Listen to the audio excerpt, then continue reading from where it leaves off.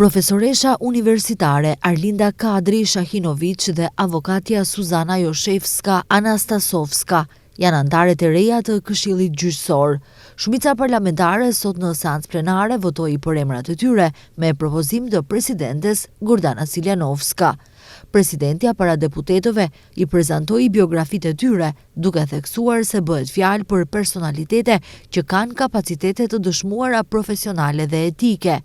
Kisha shumë kandidat, para meje kisha shumë biografi, megjithatë u përpoqja jo vetëm të udhëhiqem nga profesionaliteti dhe kompetenca, por nëse dëshironi edhe nga opinioni, pasi proceset reformuese mund të udhëheqin persona të njohur në fusha të caktuara.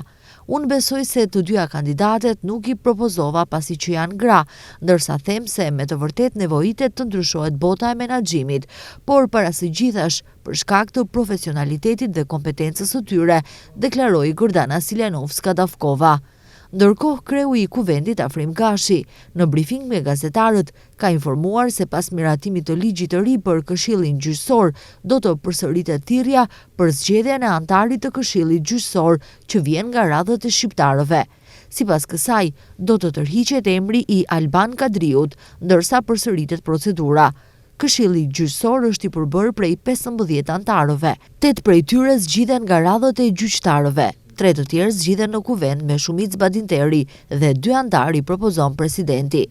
Anëtar, sipas funksionit, janë edhe kryetari i Gjykatës Supreme dhe ministri i Drejtësisë, ndonse marrin pjesë në seanca, ata nuk kanë të drejtë vote.